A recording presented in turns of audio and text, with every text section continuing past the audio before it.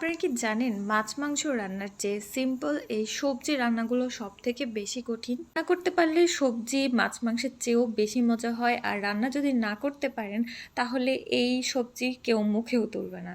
আমি যখন প্রথম প্রথম রান্না শিখি তখন এই জিনিসগুলো নিয়ে খুবই সাফার করেছি, স্পেশালি এই ঢ্যাঁড়স ভাজি। অনেকেই বলবেন ঢ্যাঁড়স ভাজি এ তো অনেক সোজা। না ভাই, মোটেও সোজা না। সিম্পলি ঢ্যাঁড়স ভাজি করতে হলেও কত যে ট্রিক্স ফলো করতে হয়, না হয় ঢ্যাঁড়সের কালারটা সবুজ থাকবে না, ঢ্যাঁড়সটা পারফেক্টলি সেদ্ধ হবে না, ঢ্যাঁড়সের ভেতরে আঠালো ভাবটা থেকে যায়।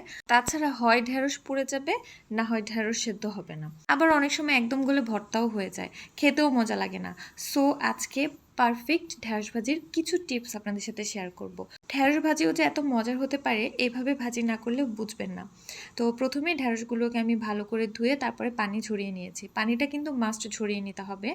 ঢ্যাঁড়সের গায়ে যদি পানি থাকে তাহলে কিন্তু ঢ্যাঁড়সটা ভাজি করার পরে একদম বেশি সেদ্ধ হয়ে ভর্তা হয়ে যাবে। তারপর হচ্ছে ঢ্যাঁড়সগুলোকে একটু মোটা করে কাটতে হবে। একদম মিহি কুচি করলে কিন্তু ঢ্যাঁড়স ভাজির টেস্ট ভালো আসে না। তারপর আমি এখানে প্যানের মধ্যে তেল দিয়ে নিয়েছি। নর্মালি অন্য সব ভাজির তুলনায় ঢ্যাঁড়স ভাজিতে একটু তেল বেশি লাগে, না হয় ঢ্যাঁড়স কিন্তু পুড়ে যায়।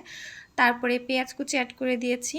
ঢ্যাঁড়স ভাজিতে পেঁয়াজ একটু মোটা করে কাটতে হবে, একদম মিহি কুচি করে কাটা যাবে না, কারণটা একটু পরে বলছি। তারপর এখানে আমি ঝালের জন্য কাঁচামরিচ কুচি অ্যাড করে দিয়েছি।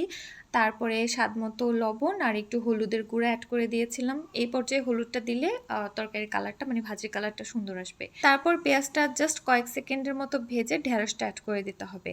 আর ঢ্যাঁড়সটাকে একদম মিডিয়াম হিটের চেয়েও একটু বেশি হিটে এটাকে রান্না করতে হবে। কন্টিনিউয়াসলি নাড়াচাড়া করে ভাজিটা করে নিতে হবে। হিটটা মিডিয়ামের চেয়ে বেশি রেখে রান্না করলে কি হবে, ঢ্যাঁড়সের মধ্যে এই যে আঠালো ভাবটা সেটা চলে যাবে। 10 থেকে 12 মিনিট লাগে এই ঢ্যাঁড়স ভাজিটা করতে। আর দেখেন ঢ্যাঁড়সটা কি সুন্দর সেদ্ধ হয়ে গিয়েছে, আর পেঁয়াজগুলো একদম ক্যারামেলাইজড হয়ে গিয়েছে। এই পেঁয়াজগুলো খেতে কিন্তু খুব মজা লাগে, একটু মিষ্টি মিষ্টি। এজন্যই বলেছিলাম যে পেঁয়াজ কুচিটা একটু মোটা করে কাটতে হবে।